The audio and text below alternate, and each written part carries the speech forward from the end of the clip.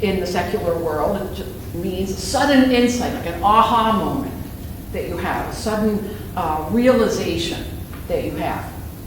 In church world, it is the manifestation of Jesus to the world. So after Christmas, now we have Epiphany, which is talking about how Jesus is becoming known to the world. And on this Epiphany Sunday, when we talk about the Magi, that they are the first people who are coming from a totally different country, Persia, a different religion, probably Zoroastrian, and they bring these strange gifts: gold, frankincense, myrrh.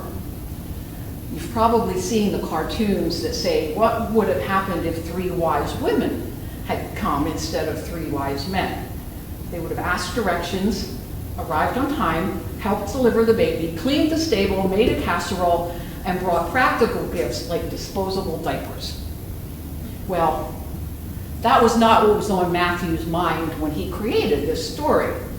There's so much symbolism in it, the gifts and the star and just everything. There's so many directions that we could go on Epiphany. Many of you, maybe you know, maybe you don't know, Epiphany is my favorite holy day. My absolute favorite holy day. And you may or may not know that I love stars. I have star earrings on today. I have stars all over my house, and just really love the symbolism of the star shining and guiding us into on the way to Christ.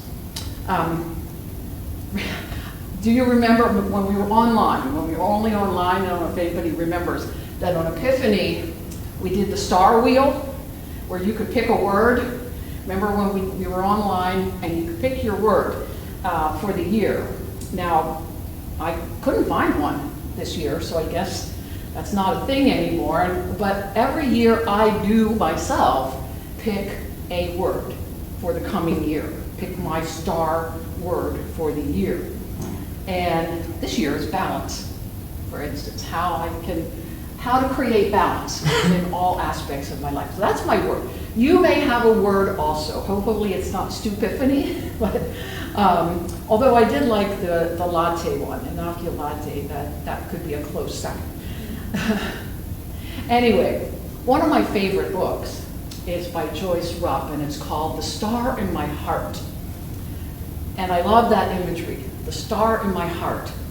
And I think about how we've come from waiting in the darkness of the womb during Advent. We've come through that season with the light of the candles leading us in that way as we worked our way to the birth at Christmas time and all the bright lights of Christmas. And now we are going inward again to find the Christ within us. And in some ways, this is the easiest of the 3 seasons in that sense. Because in Advent, we are constantly bumping up against Christmas preparations in the world, in the stores, even in our own families, right? We're getting ready for Christmas. So it's kind of hard to really focus on the Advent messages. And of course, on Christmas, we have so many distractions. Good things, but distractions. At Epiphany, it gets personal. It's personal if we are willing to go inward. Now, Joyce Rupp, when she writes this book, she talks about Christ. She used the word Sophia for wisdom. So if I quote her, you'll know that Sophia simply means wisdom, Christ, those are the same.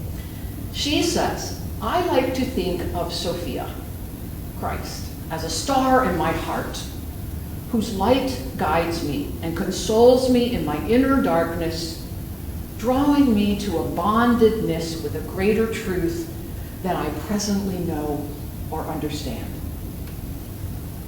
When she talks about this inner darkness, I want us to make sure that we're not thinking of light and dark as a dualism, as one is bad and one is good, because they do go together. They are one piece.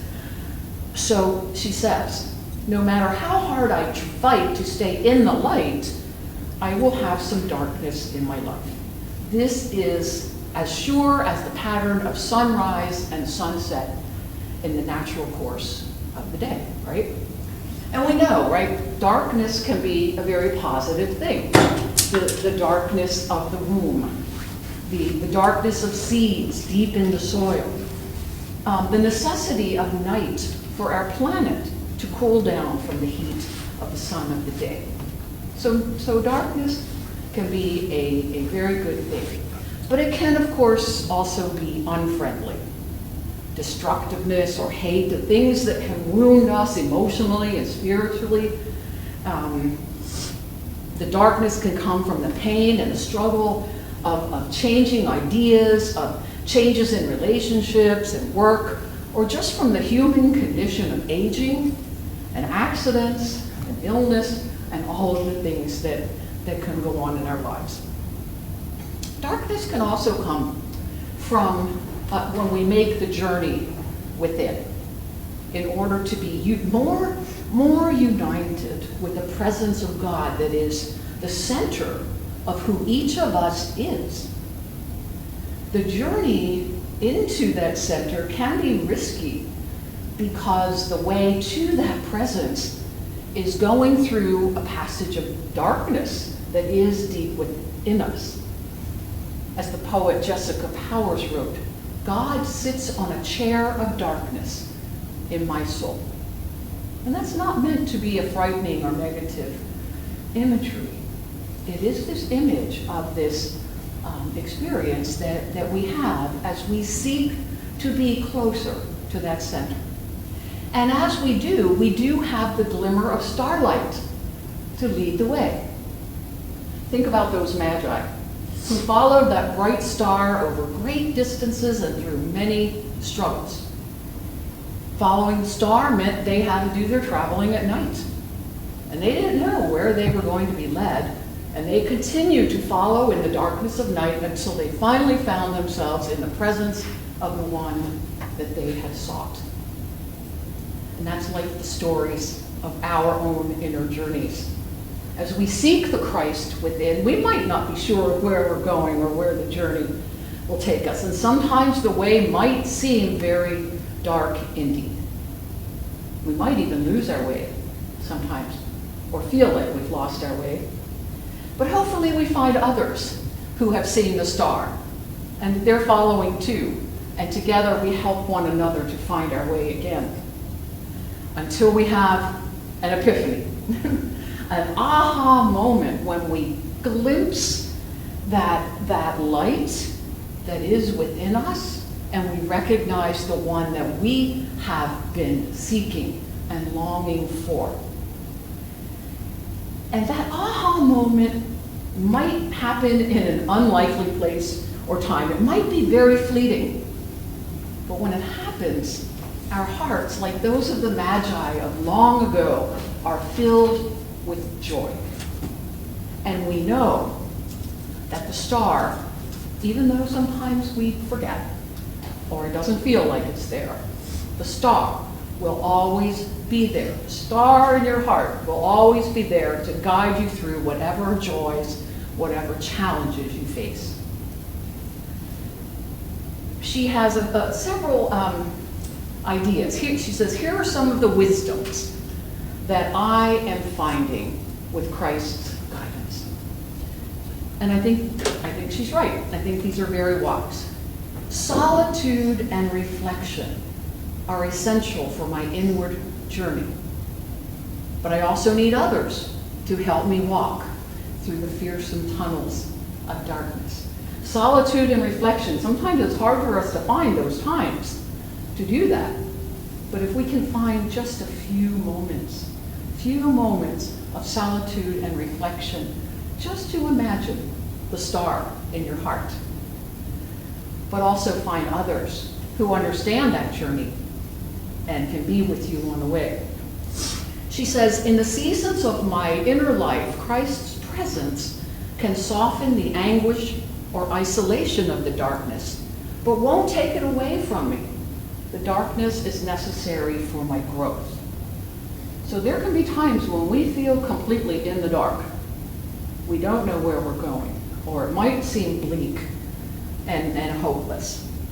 And yet, I'm sure you've had the experience of when things work out and you can look back on those times and you realize you've grown through that experience. You've learned something from that experience, even though it might have been very difficult at the time.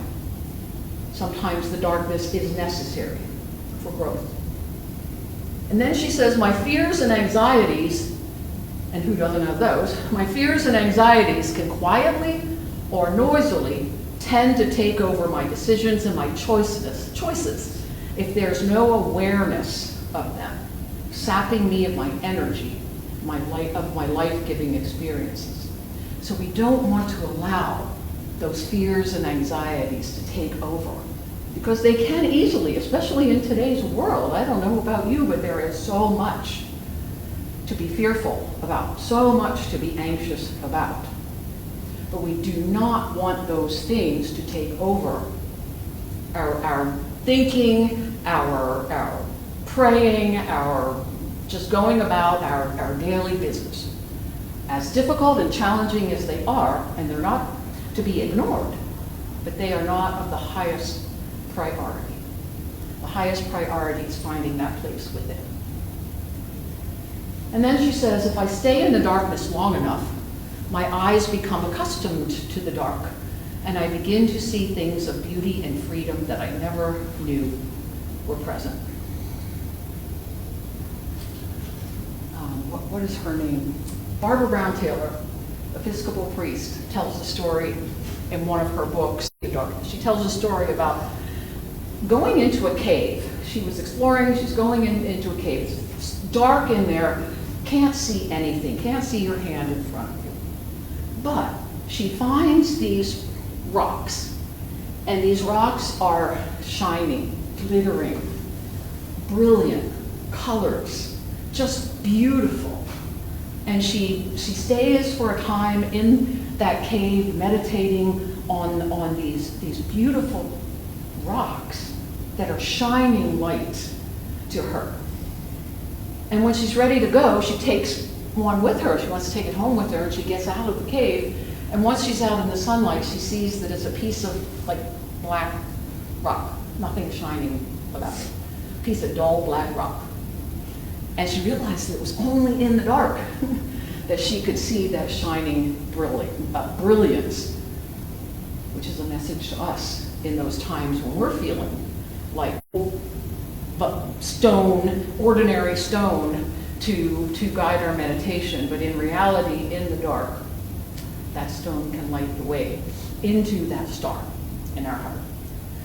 So from our waiting in the darkness of the womb in Advent to the bright lights of Christmas, and now going inward again to find the Christ within, it's not a linear process either. We don't go from one to the other. Oh, now we have Epiphany and I found the star in my heart and I'm done.